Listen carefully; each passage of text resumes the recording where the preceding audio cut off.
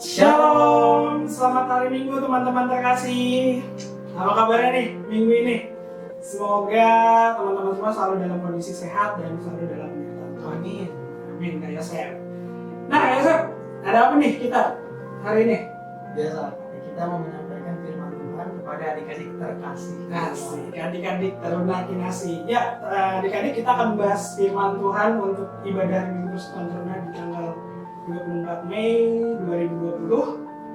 Sebelum kita masuk dalam pembahasan firman Tuhan, kakak mempersilakan adik-adik untuk mempersiapkan dulu Alkitabnya supaya nanti bisa sama-sama kita baca dan renungkan firman Tuhan pada pagi hari ini. Kalau udah siap Alkitabnya, langsung aja kita buka pembacaan firman Tuhan pada pagi hari ini. Terambil dari Perjanjian Lama, Kitab Yoel pasalnya yang pertama ayat 1 sampai dengan 12. Yoel pasal 1 ayatnya yang pertama sampai dengan 12. Tapi sebelum kita baca dan mendengar firman Tuhan, ada baiknya kita mohon bimbingan Roh Kudus. Kita bersatu di dalam doa. Dan kita berdoa. Tuhan yang baik, kami bersyukur dan berterima kasih atas segala penyertaan-Mu di sepanjang hari-hari yang telah kami lalui. Pagi hari ini kami anak-anak-Mu siap untuk membaca dan merenungkan firman-Mu. Biarlah kiranya apa yang kami baca, kami dengar, kami renungkan, itu semua bermanfaat bagi kehidupan kami hari lepas hari. Kami mohon bimbingan Roh Kudus-Mu untuk menuntun dan membimbing kami sepanjang ibadah yang kami lakukan pada hari ini. Ke dalam tangan kasih-Mu kami serahkan itu semua di dalam nama Tuhan Yesus. Kami berdoa dan bersyukur. Amin. Ya, langsung aja kita baca firman Tuhan pada pagi hari ini dari Yoel pasal 1 ayatnya yang pertama dan sampai yang ke-12. Ayo Sek, boleh minta tolong dibacakan? Boleh kali. Oke, Yoel 1 ayat yang pertama sampai ke-12. Firman Tuhan yang datang kepada Yoel bin Petuel. Tulah belalang sebagai hukuman Tuhan. Dengarlah ini, hai para tua-tua, pasanglah telinga, hai seluruh penduduk negeri. Pernahkah terjadi seperti ini dalam zamanmu atau dalam zaman nenek moyangmu? Ceritakanlah tentang itu kepada anak-anakmu, dan biarlah anak-anakmu menceritakannya kepada anak-anak mereka, dan anak-anak mereka kepada angkatan yang kemudian. Apa yang ditinggalkan dalam pengerik telah dimakan dalam pindahan. Apa yang ditinggalkan dalam pindahan telah dimakan dalam pelompat, dan apa yang ditinggalkan dalam pelompat telah dimakan dalam pelahap. Bangunlah, hai pemabuk, dan menangislah.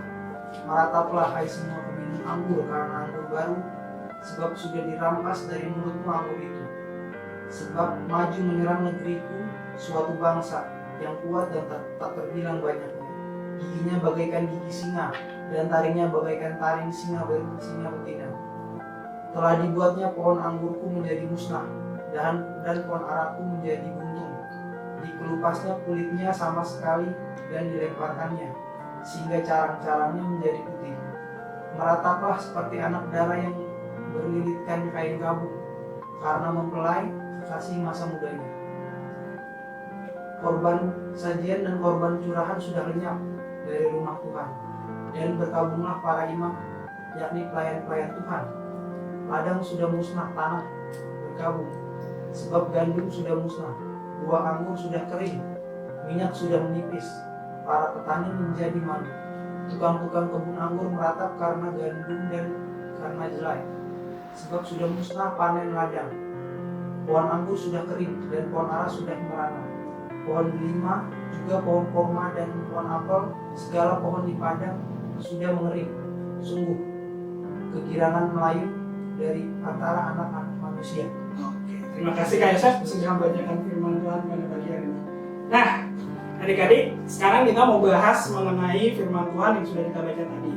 Nah, perlu adik-adik ketahui kitab Yoel ini ya berisikan tentang bagaimana bangsa Israel pada saat itu dilanda berbagai macam fenomena alam yang sebenarnya bisa dikatakan itu bencana, seperti yang kita baca pada pagi hari ini, wabah belalang, terus ada kebakaran dan juga kekeringan.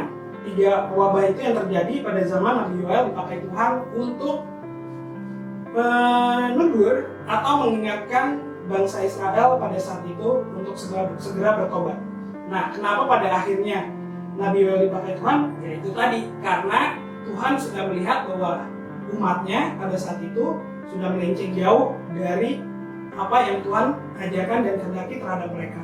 Maka dari itu, kalau dalam perjanjian lama itu, ketika ada manusia atau umat berbuat dosa, yang namanya kemarahan Tuhan atau murka Allah, itu selalu langsung terjadi dalam rupa bencana alam. Seperti tadi, wabah, terus kekeringan, kebakaran, dan masih banyak lagi yang bisa membaca di perjanjian lama. Nah, Nabi Yoel datang untuk segera menyerukan atau mengingatkan bangsa Yehuda atau bangsa Israel pada saat itu untuk segera bertobat dan kembali mencari Tuhan. Kenapa? Karena itu tadi, mereka sudah menghadapi berbagai macam bencana, 3 bencana sekaligus, wabah belalang, kekeringan, bahkan sampai kebakaran kayak Yosef. Bayangkan, 3 bencana sekaligus terjadi pada saat itu. Dan pada saat itu bangsa Israel, mereka sudah secara langsung ditegur oleh Tuhan untuk dapat segera bertobat. Maka diutuslah Nabi Yoel untuk segera mengingatkan bangsa Yehuda atau bangsa Israel pada saat itu. Dan Yoel sendiri itu mempunyai arti loh namanya kan. Tahu nggak kira-kira guys? Kalau Nabi Yoel itu adalah artinya adalah Tuhan adalah Allahku. Keren ya? Besok-besok kalau punyanya kasih nama Yoel tuh kayak Bisa. ya. Nah, terus korelasinya kalau di dalam kehidupan kita sehari-hari yang sekarang ini apa kayak Yosef? Yang bisa kita sampaikan buat teman-teman serumah. Apakah mereka perlu takut sama wabah atau bagaimana mereka menyikapi kalau seandainya terjadi peristiwa atau wabah tersebut? Ini pas banget sekarang kan. Sekarang kan ya kita sama-sama tahu sekarang lagi ada wabah dari COVID-19 ini kan. Oh iya betul. Cocok banget nih sama yang sekarang ini karena kasarnya mungkin ini mirip-mirip dengan yang dialami Yoel zaman dulu karena ya dulu dia ada belalang lah, ada keringan segala macam, dan sekarang kita terkena ya virus yang sekarang ini lagi merajalela sama persis. Nah, tapi yang jelas dari di sini bahwa Tuhan itu enggak, dari contoh dari zamannya Yoel ya, Tuhan enggak ngasih bencana atau penyakit terus udah ditinggal gitu aja, tapi dia kasih si Yoel ini untuk ngingetin bangsa Israel buat balik. Jadi Tuhan tuh nggak ngasih bencana untuk menghukum aja, tapi tujuannya biar orang-orang tuh pada berbalik kepada Tuhan. Kayak gitu Tuhan nggak sengaja main atau iseng aja gitu ya lagi ngeprank umatnya gitu misalnya nggak sih ya kan? Berarti ada tujuan dong, memang Tuhan itu baik, itu Tuhan sayang dan mengasihi umatnya ya. Oke, mantap banget ya sih. Korelasinya ada sih untuk kondisi sekarang ya. Berarti bisa dikatakan bahwa apa yang terjadi pada saat zaman Nabi Yoel dan sekarang ini bisa dikatakan itu mungkin suatu pergumulan ya? Untuk pergumulan yang sangat berat sih. Sangat berat ya, sangat besar ya. Bukan hanya kita doang sih teman-teman yang ngalamin ya, teman-teman kita yang lain yang bukan cuma di Indonesia, bukan cuma di seluruh dunia bahkan ya kan? Ya, bukan di Pulau Jawa, di Sumatera atau apa, enggak, di seluruh dunia. Ini pandemi global loh Pak ya. Berarti pergumulannya ini umat manusia, kelangsungan hidup umat manusia. Oke, berarti ini merupakan salah satu pergumulan yang terjadi saat ini. Nah, kira-kira kalau zamannya dulu, zaman Nabi Yoel kan Nabi Yoel nih yang dipakai nih, ya Yosef ya. Mungkin kalau sekarang kita nggak mungkin kan nunggu datangnya sosok seorang nabi gitu atau siapa dianggap sebagai nabi untuk menegur dan mengingatkan kita. Tapi lebih kepada sikap kita kali ya sebagai manusia untuk lebih sadar diri akan keberlangsungan hidup bumi ini ya. Makanya sekarang kita kembali lagi nih teman-teman kayak ke ajaran zaman nenek moyang kita gitu. Waktu kecil kalian pernah diajarin bagaimana untuk hidup bersih, untuk rajin cuci tangan, ya kan? Kalau batuk atau bersin itu ada etikanya, nggak main asal sembarangan, ya kan? Nah, berarti kalau sekarang kita mungkin nggak perlu nunggu datangnya Nabi Yoel yang sekarang gitu ya kan? Yang kalau dulu kan Nabi Yoel dipakai Tuhan, nah kalau sekarang ya Tuhan langsung gitu mengetuk pintu hati kita mungkin kayak untuk lebih sadar bahwa pergumulan yang sekarang kita hadapi ini solusinya ya kembali lagi ada di diri kita. Benar nggak Kak? Ya, jadi setuju banget kan ya. Jadi Tuhan pasti ngasih suatu masalah dan ada solusi juga. Betul. Sebenarnya untuk sekarang ini solusinya bukan langsung Tuhan datangkan nabi dari desa mana ke desa mana, bertobat lah. Cuman kan sekarang kita sudah dipermudah dengan adanya teknologi dan segala macam. Betul. Segala macam peraturan atau solusi-solusi itu bisa kita dapatkan lah dengan mudah seperti itu. Iya. Dan yang perlu teman-teman pahami, apa yang terjadi di situasi kayak sekarang ini, kita harus pahami bahwa Allah menghendaki loh, ya, bahwa hal ini terjadi supaya kita anak-anaknya itu untuk hidup lebih taat lagi, ya, dan lebih setia lagi sama Tuhan. Ya, benar gak Kak Yosef? Nggak mungkin Tuhan lupa gitu sama manusia tiba-tiba ada pandemi COVID-19 gitu. Enggak, padahal ini semua ada kehendak Tuhan ya kan. Oh, manusia lagi kesusahan nih, saya lupa. Nggak mungkin. Ya kan? Berarti ini semua itu atas kehendak Tuhan, teman-teman. Jangan pernah kita berpikiran di tengah pergumulan. Nggak usah ketika pandemi corona datang deh. Dalam kehidupan kita sehari-hari, misalnya kita ada pergumulan kayak teman-teman mau ujian nasional atau ujian semester, terus tiba-tiba teman-teman merasa belajarnya kurang atau apa, terus merasa aduh Tuhan kayaknya dari kemarin tugas segala macam apa banyak nih, kok kayaknya Tuhan nggak ada di buat gue. Enggak, segala sesuatu yang terjadi dalam kehidupan kita itu semua atas dasar kehendak Tuhan. Tujuannya apa? Bukan untuk menguji ya Kak, tapi Tuhan ingin kalau kita tuh semakin taat dan semakin setia sama Tuhan. Tujuannya itu, dan itu artinya adalah Tuhan masih mengasihi kita, masih sayang sama kita, ya kan? Bahkan banyak banget bukti kasih sayang Tuhan, bahkan di saat musibah ini. Jadi meskipun kita di rumah dan segala macamnya, itu kan sebenarnya Tuhan seperti kita ngasih waktu istirahat lah, dan waktu gimana kita bisa semakin dekat sama Dia. Jadi itu memberikan waktu-waktu kosong. Mungkin kalau selama ini kita sibuk dengan segala macam pekerjaan, segala macam tugas-tugas kita, tapi kalau kita sekarang ini mungkin kesibukan masih ada, cuman akan banyak waktu-waktu di mana waktu itu bisa kita kasih buat Tuhan. Sehingga mungkin poinnya di situ kali. Kita kan hanya menerka-nerka nih maksudnya Tuhan, tapi kalau bisa dilihat dari situ, kayaknya mungkin Tuhan mau kita lebih sering ketemu kali. Karena kan ketemu nggak harus, kan mungkin sekarang kita nggak bisa gereja, tapi ketemu sama Tuhan bukan ke gereja kan. Ketemu sama Tuhan, kalau dari kita dibilang masuk kamar, tutup pintu, itu ketemu sama Tuhan. Jadi ya coba aja kita lakukan apa kira-kira nih. Dengan kita minta bantuan Roh Kudus, kita tanya Tuhan maunya apa sih Tuhan dari bencana ini, maksudnya Tuhan apa sih. Dan juga sebenarnya ini bukan takut-takutin ya adik-adik. Di Alkitab juga dibilang semakin lama nggak akan semakin enak, karena semakin mendekati, ini serem nih, mendekati akhir zaman nih. Kalau nggak ada wacana ke sana tuh kan. Iya, karena mendekati akhir zaman memang nggak akan semakin enak, itu udah tertulis di Alkitab. Cuman Tuhan janji bagi orang-orang yang dekat padanya, Tuhan nggak akan menunggu untuk menolong. Kalau kata kita nggak akan kita deh nolongnya deh. Kalau orang yang berseru padanya siang dan malam, Tuhan nggak akan tunggu untuk menolong. Berarti melalui apa yang terjadi saat ini sebenarnya kalau sih nangkap bahwa baik apapun itu yang terjadi dalam kehidupan kita sekarang, event itu menyenangkan atau sedih, sebenarnya Tuhan sedang mengajarkan kepada kita mengenai kehendak Tuhan ya, supaya kita lebih pasrah dan mau bersama sama Tuhan gitu. Benar tadi kata Kak Yosef bahwa sebenarnya tuh apa yang terjadi saat ini salah satu bentuk teguran Tuhan untuk kita sih, bahwa Tuhan lebih menginginkan kita lebih dekat lagi.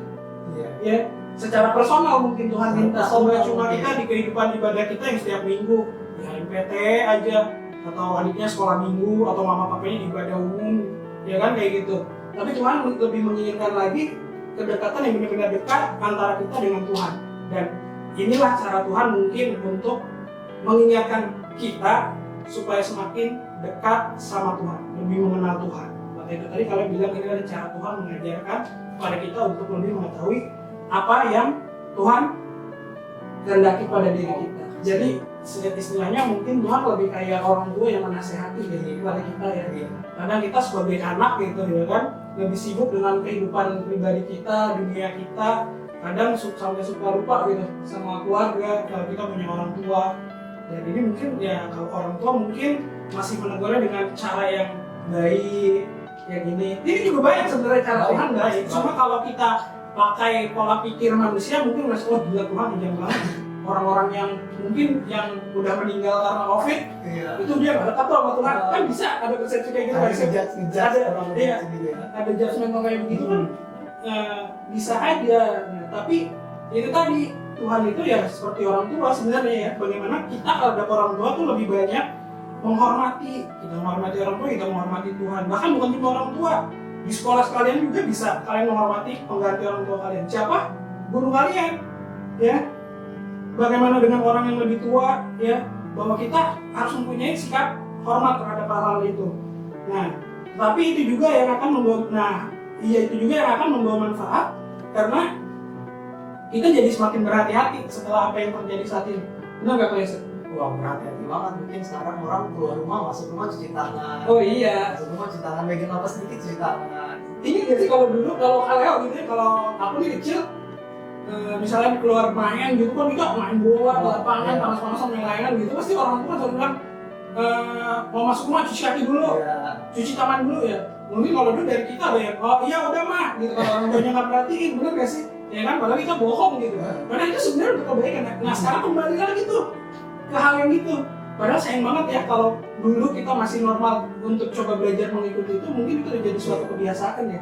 Jadi tradisi kalau mau masuk ke rumah, cuci tangan dulu, cuci kaki dulu, ya itu bersih-bersih dulu, baru misalnya mau makan, meja makan silakan, atau mau ngapain di dalam rumah. Sekarang ibaratnya kayak dipaksa gitu ya. Iya. Akhirnya Tuhan panik, anak nggak nurut-nurut, akhirnya mungkin dikasih suatu hal untuk mengembalikan kita ke jalur yang benar. Iya, mungkin kalau analogi ini anak tambeng nih, yaudah nih, dikasih loh, kayak gitu. Mungkin kitanya aja kali yang terlalu bandel dengan adanya pergumulan sekarang ini. Tapi itu maksud Tuhan baik kok teman-teman. Apa yang terjadi saat ini, itu semua mengajarkan kita tentang kebaikan Tuhan. Dan lebih mengajarkan kita di situasi sekarang, lebih peduli terhadap sesama. Mulai dari keluarga, lingkungan sekitar, orang-orang terdekat, siapapun itu. Kalau memang ada yang membutuhkan pertolongan di tengah musibah sekarang, apa yang bisa kita lakukan? Berikan yang terbaik, itu yang harus kita lakukan. Benar gak sih kalian? Iya kan? Yang terbaik lah untuk sesama sekarang. Sesama ya? Makin apa ya? Berarti kan di kondisi sekarang ini kan solidaritas makin diuji. Betul. Jadi kita makin peduli sama sesama, makin harus melihat lah orang lain kayaknya butuh tolong apa nih. Itu kalau lihat di Instagram atau YouTube lebih banyak tuh sekarang orang Indonesia tuh pada nyatanya baik-baik sih kayaknya sih ya.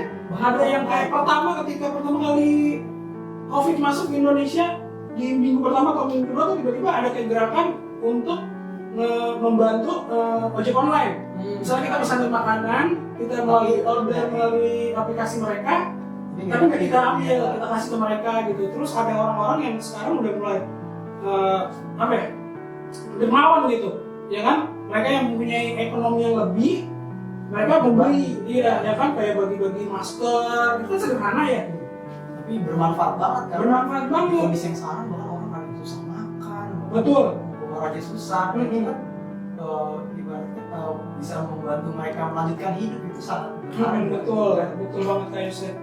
Dan ini momen sebenarnya buat kita anak-anak Tuhan untuk lebih menyatakan lagi kemuliaan Tuhan melalui perbuatan kita.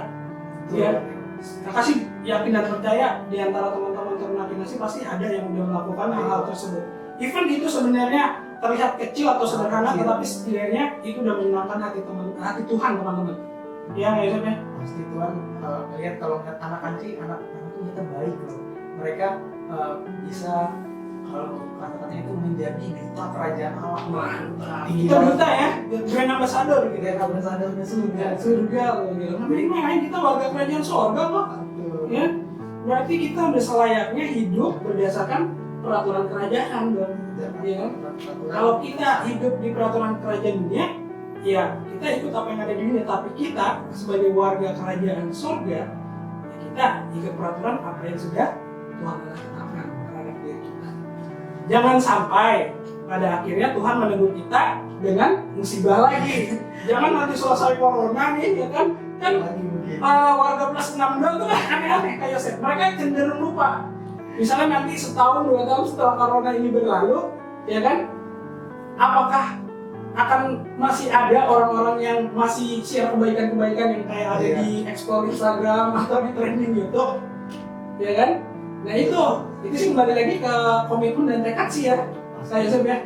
Komitmen itu penting untuk jadi nggak melakukannya itu sekali aja, tapi akhirnya belajar dan melakukannya terus menerus. Tuh teman-teman, kita belajar lagi mengenai komitmen dan tekad. Ya, jangan kita ngelakuin cuma di tengah situasi pandemi COVID-19 aja. Nanti setelah suasana ini semakin membaik, teman-teman udah terbiasa dan terlatih. Besok-besok jangan nunggu orang susah dulu baru kita bantu, mungkin ya kan ya. Kalau emang ada yang bisa kita bantu langsung aja kita kerjain, kita tolong. Ya, baik-baiknya kita mendoakan lah ya kayak ya. Kalau emang kita nggak bisa bantu secara materi atau fisik, kita nggak bisa berikan untuk membantu secara langsung, ya kita mendoakan. Itu adalah cara terbaik menolong orang daripada diam sama sekali kayak sih. Nggak ngapa-ngapain tapi nyinyir, ya kan? Oh, ya? Ini orang ini kaya tapi nggak nolongin orang. Ini ya kan jadi ini tiba-tiba jadi aktivis sosmed, jadi keyboard warrior, ya kan? Tiba-tiba, wah, ngeliat sesuatu dikomenin negatif, hate speech segala macam, ya. Tapi jangan teman-teman, ya, walaupun kadang kakak-kakaknya juga sering sih ada yang kayak gitu, suka tiba-tiba nimbrung aja di pemberitaan media online, ya, kayak ya. Apalagi nggak? Ya pokoknya pasti ada rencana Tuhan lah dibalik segala pergumulan ini, karena kayaknya nggak mungkin banget Tuhan yang baik banget yang bahkan mati buat kita tuh tiba-tiba dia ngasih suatu bencana tapi nggak ada maksudnya. Iya tuh, benar banget guys. Mungkin Tuhan udah berkorban nyawa untuk kita, terus tiba-tiba Tuhan ngasih lagi cobaan yang nggak bisa kita lewati. Bisa dilewati. Jangan sampai pengorbanan Tuhan itu sia-sia sih berarti kayak gitu ya. Artinya kembali lagi nih ke kita ya. Dia udah berkorban sampai mati, itu udah bukan nilai tawar yang rendah sih guys, benar nggak sih? Udah paling maksimal. Ini udah pengorbanan, bentuk pengorbanan paling tinggi yang pernah diberikan dalam sejarah kemanusiaan loh teman-teman. Ada di sini di antara teman-teman yang berkorban nyawa gitu. Dipaku dulu, dicambuk, ya kan, disiksa, bahkan udah disiksa kayak gitu, dihina, dipermalukan. Bener nggak tuh guys? Ya. Ya itu Tuhan kita tuh baik banget sumpah. Dan nggak mungkin di tengah situasi kayak gini kita dilupain aja gitu atau enggak gitu. Dan yang paling penting ya ini belakangan semenjak fenomena COVID-19 ini udah berjalan hampir sekitar berapa, 2 bulan ya? Lebih ya kan, kalau untuk di Indonesia mungkin 2 bulan lebih ya. Nah, itu udah mulai banyak orang-orang yang bersungut-sungut, yang mulai lupa mungkin cara dia bersyukur tuh bagaimana ya. Kemarin-kemarin sih ketika dia aman-aman aja dia nggak bersungut-sungut, nggak ngeluh, nggak ngedumel. Kalau sekarang sedikit ada lah gitu. Jadi kembali lagi ya, kita senantiasa tuh harus selalu bersyukur di tengah situasi apapun ya. Bahkan kayak kakak-kakak di GP tuh sering ada yang share, aduh Pak pekerjaan gini-gini, aduh Pak ada pemotongan segala macam kayak gini-gini. Artinya ya kita bersyukur aja sih, event kita mungkin jadi orang yang aman gitu, yang selamat dari situasi tersebut, tapi seenggaknya ada hal yang untuk kita syukuri ya. Bukan arti kita mensyukuri kita selamat terus orang lain gitu, enggak gitu, tapi artinya oh ini Tuhan masih sayang sama kita, dan dalam kondisi seperti itu ya kita pakailah rasa syukur kita itu untuk menolong orang lain, benar nggak sih Vincent? Karena tapi mau bersyukur itu sih susah ya. Susah Kak, sumpah ngomong bagaimana itu susah banget bersyukur itu. Susah, tapi ya itu Tuhan kendaki ya. Gitu ya. Berarti Tuhan nggak tahu, mungkin Tuhan maunya yang susah kali ya, nggak mau yang gampang. Cuma itu sebenarnya simpel, tau nggak sih? Simpel tapi ada aja gitu. Ada beban. Ada aja. Jadi yang nggak tahu lah, iblis tuh canggih banget gitu. Pakai rasa malas gitu, ya kan? Pakai mager lah, apalah, itu jadi alasan cuma untuk kita bersyukur gitu. Bersyukurnya aja sudah pada mengucap syukur ya, melalui doa ya kan, atau melalui ujian kita kepada Tuhan ya. Gimana Tuhan minta untuk kita membagikan sedikit apa yang kita punya kepada orang yang membutuhkan, untuk bersyukur itu. Nah, teman-teman, sedikit banyak untuk firman Tuhan pada minggu pagi hari ini seperti itu ya teman-teman. Kembali lagi kita diajarkan untuk memiliki tekad dan komitmen sebagai anak-anak Tuhan ya, untuk lebih banyak menunjukkan kepedulian kita di tengah situasi yang sekarang kita hadapi. Even kita pun menjadi orang yang terdampak karena pandemi corona ini, setidaknya kita masih memiliki rasa syukur di tengah musibah global yang terjadi saat ini, ya kan Yusuf ya? Karena semua yang Tuhan kasih pasti ada yang bisa kita syukuri gitu. Tuh, pasti. Setelah ini pasti akan ada pelangi Tuhan ya. Iya, indah pada waktunya apa yang Tuhan waktunya berdua, apa yang telah Tuhan berikan kepada kita. Dan kita sebagai anak-anak cuma dituntut untuk meyakini, taat, setia, dan yang susah tadi tuh. Bersyukur. Bersyukur. Bersyukur. Ya, teman-teman berbanyak bersyukur deh, itu kunci bahagia serius. Mau kita Ya. cuma kemampuannya pas-pasan gitu, kita nggak ada kegiatan atau apa, bersyukur deh. Jangan pernah membandingkan diri kita dengan orang lain, karena orang lain punya pergumulannya masing-masing. Ya kan, nggak mungkin kita mau menyamakan pergumulan setiap orang sama dengan apa yang kita hadapi. Ya, Pergumulan tuh setiap orang pasti punya pergumulan. benar. Bahkan orang-orang suci aja yang benar-benar hidupnya dekat sama Tuhan ada pergumulannya kok. Orang suci itu ya, guys, Orang-orang yang paling dekat sama Tuhan. Justru gini nggak sih, kalau kita jadi anak Tuhan, bukannya kita menjauhi pergumulan, benar nggak sih? Iya. Kayak kita semakin banyak pergumulan dalam kehidupan kita. Betul, karena kalau kakak sih ngeliatnya gini, Tuhan mau kayak kita makin naik level. Jadi kayak Iya. dikasih pergumulan ini bisa lewatnya nih. Tapi tetap dengan pertolongan Tuhan, tapi makin lama biar kita makin mengandalkan Tuhan, jadi makin naik level keimanan kita. Yes, top global lah iman kita nanti ya. Biar tier kita tinggi lah, kita level kalau kan sih, ya kan? Oke, mungkin untuk hari ini cukup siang kali guys, udah banyak yang kita sampaikan. Semoga apa yang udah Kaleo dan Kak Yosef sampaikan bisa diterima oleh teman-teman dapat memahami. Terlebih lagi kita kakak-kakak bersyukur kalau apa yang kita sampaikan itu bisa menjadi berkat buat adik-adik. Oke Kak Yosef, kita aminkan firman Tuhan pada pagi hari ini. Kita tutup Alkitabnya. Lu minta tolong Kak Yosef untuk tutup dan doa firman Tuhan kita pada pagi hari ini ya Kak. Mari kita satu dan dua. Tuhan Yesus yang baik, terima kasih ya Tuhan, Engkau telah menyempatkan waktu kami ya Tuhan untuk merenungkan mengenai firman-Mu pada hari ini. Kiranya Roh Kudus membantu kami untuk kami yang bisa mengerti dan menjalankan firman ini dalam kehidupan sehari-hari.